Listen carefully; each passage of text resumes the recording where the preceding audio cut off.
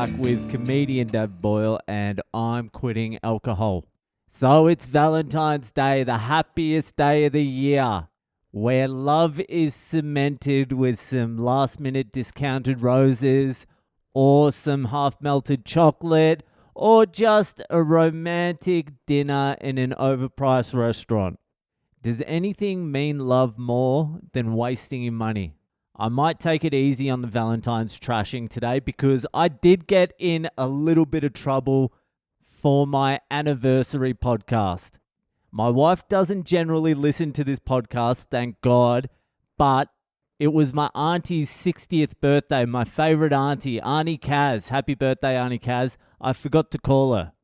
I actually forgot to call her the next day too, so I sent a pathetic WhatsApp message and she hasn't replied to it. But happy birthday, Kaz.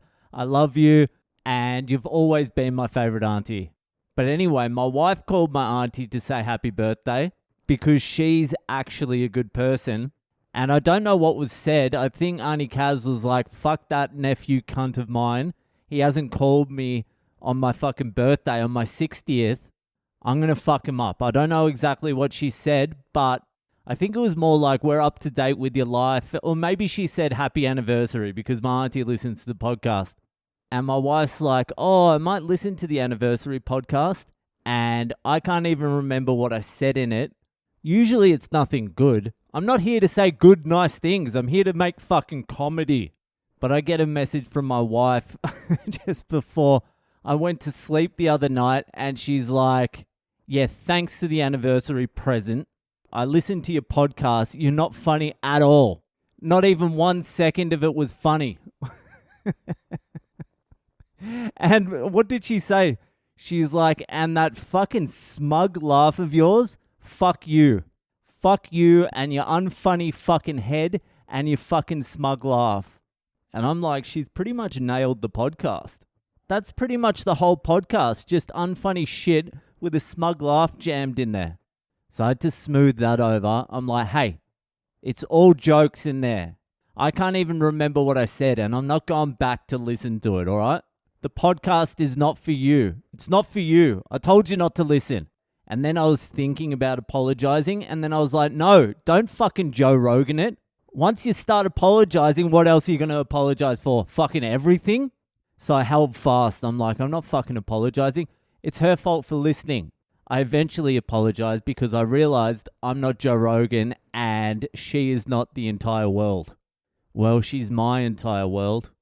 I bet you she doesn't listen to that, yeah? She won't get to hear that part. So I'm like, I'm sorry if it upset you, babe, but, you know, a man's got to do his art.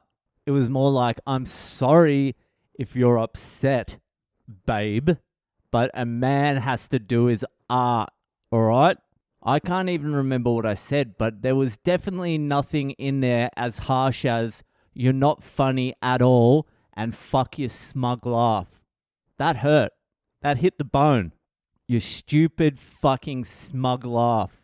It made me realize, though, how truly fucked I would be if she listened to every episode. Oh no, is that my smug laugh? Is it? I would be so fucked. I would be under more attacks than Joe Rogan if she listened every day. I actually thought she listened to the Thirst Trap one because I just released it, then I got a message. I'm like, that's probably not going to go down well either. But she did nail me. That hurt. Unfunny with a smug laugh. I'm going to put that in my bio, my comedy bio. Unfunny with a smug laugh. Come see Boyle's next stand-up show. It hurt. Anyway, fuck Valentine's Day. Valentine's Day can go suck my sack. So let's jump straight into this week's Hypothetical Mondays. Tell me why Hypothetical Mondays. Tell me why Hypothetical Monday. I want to shoot the whole day down. So I've been getting some hypotheticals and some Ask Boyles and some questions and shit sent in via the drunk dial on Boyle Comedy's website. Keep sending in your drunk dials. They're gold. I love them. I haven't been able to listen to a few of them because my fucking website man, Kev, he's out there saving Canada and the whole world. and he doesn't give a fuck about my website anymore. But I'll get onto it. He's going to send me a link today when he hears this. I'm fucking real paranoid about my smug life now.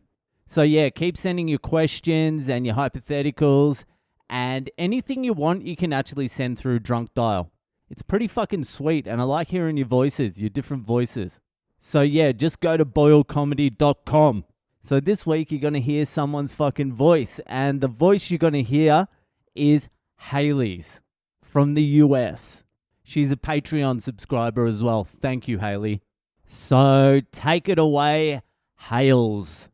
Okay, if you could choose the race, the gender, and the geographical location you were born into, what would you choose? Well, Hales, you have come to the right place. That's easy. Black, trans, Middle East. Non-binary, trans, black, in the middle of the fucking desert with ISIS. You know, just a fucking challenge. You don't pick the easiest thing. You pick the hardest thing, a fucking challenge. The easiest thing is probably what I am now. An Australian trans in India. I've been thinking about it lately. You would probably choose white. Like if you're going for the cruisiest experience through life, you would choose white. I don't know if you would continue choosing it over the next 20 to 30 years. I think it's going to get a little bit rocky. It already is a little bit rocky for white people. I can't even remember the last time I heard someone say white people are amazing. Except for that rally I went... Except for that fucking rally I went to a few weeks before I fucking left Australia. We were all on the same page. So white, it's hard to go past white. I would probably go a little bit of a fucking mixed race if I had the choice. A blend. I really don't like the lack of melatonin or melatonin in my skin. I feel like that's a disadvantage. Like in practical terms, like I mean going out in the sun, I get fucked up. I don't mean in like cultural terms. Cultural terms is good.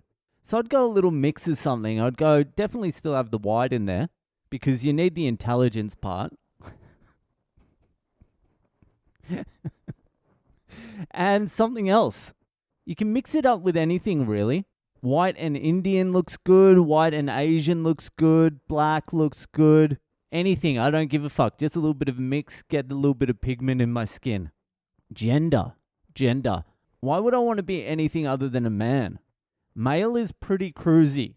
Like, I mean, everyone in the world suffers to a certain extent, but I feel like men suffer less.